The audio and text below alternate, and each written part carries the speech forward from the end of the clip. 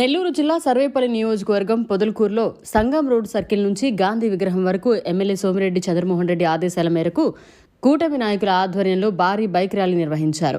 అనంతరం గాంధీజీ విగ్రహానికి పూలమాలలు వేసి నివాళులర్పించారు.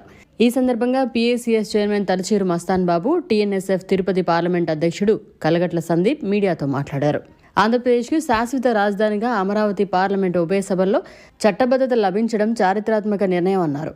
ఉదయం 11:11 ప్రారంభమైన 5 కోట్ల ఆంధ్రుల గుండెల్లో కొత్త ఆశ రేపింది. అమరావతిపై ఇప్పుడు చట్టముద్ర పడిందన్నారు. లోక్సభలో ఆమోదం సర్వత్రా హర్షమని ప్రధాని మోడీకి కృతజ్ఞతలు తెలియజేశారు. ఇక ఆ రాజధాని నుంచి ఒక్క ఇటుకు కూడా ఎవరూ కదిలించలేరన్నారు. ప్రజల త్యాగంతో నిర్మించిన ఈ రాజధానికి ఎవరైనా నష్టం చేయాలని చూస్తే ప్రజలే సమాధానం చెప్తారన్నారు. ఈ కార్యక్రమంలో పట్టణ అధ్యక్షుడు బొద్దులూరు మల్లికార్జున నాయుడు, టీడీపీ సీనియర్ నాయకులు కోవూరు బక్కయ్య, మైనారిటీ నాయకులు షేక్ జమీర్ బాషా, తెలుగు యువత అధ్యక్షుడు వెన్నపూస రాజశేఖర రెడ్డి, కండే నరసయ్య తదితరులు పాల్గొన్నారు. ప్రధాన ప్రతిపక్ష నాయకులుగా ఉన్నటువంటి జగన్మోహన్ రెడ్డి, ఇక్కడ ప్రతిపక్ష నాయకుడిగా ఉన్నటువంటి కాకాని గోవర్ధన్ రెడ్డి, వాళ్ళకి ఇంకా కనువిప్పు కలగలేదు. ఈ రాష్ట్ర రాజధాని దేవేంద్రుల రాజధాని అమరావతిని చిన్నాభిన్నం చేసి ఈ రాష్ట్రంలో పార్టీ నామరూపాలు లేకుండా పోయాయి.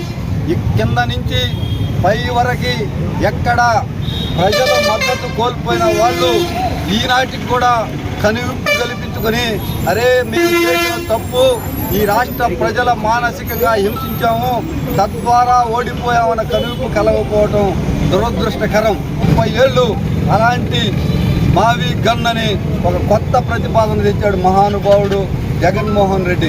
అధికారం చేతిలోకి వచ్చిన మరుక్షణమే అతనిలో ఉన్నటువంటి భూతాన్ని బయటికి తీశాడు, రాజధానిని సిరిమేశాడు.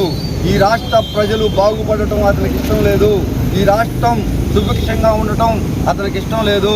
ఈరోజు ఏప్రిల్ 2, 2026 ఉభయ సభల్లో ఆమోదం పొంది ఎవ్వరు మావిగన్ కాదు, ఇంకో గన్ను కాదు, జగన్ కాదు, ఎవరు వచ్చినా అమరావతి రాజధాని మార్చేదానికి వీలు లేకుండా చట్టబద్ధత కల్పించిన దానికి చంద్రబాబు నాయుడు గారికి, పవన్ కళ్యాణ్ గారికి, ప్రధానమంత్రి గారికి ప్రత్యేకమైన కృతజ్ఞతలు తెలియకుంటూ ఈరోజు రాష్ట్రం మొత్తం మీద తెలుగుదేశం పార్టీ శ్రేణులు అయితేనేమి, రాష్ట్ర ప్రజలైతేనేమి హర్ష వ్యతిరేకాలు వ్యక్తం చేస్తూ ఉన్నారు.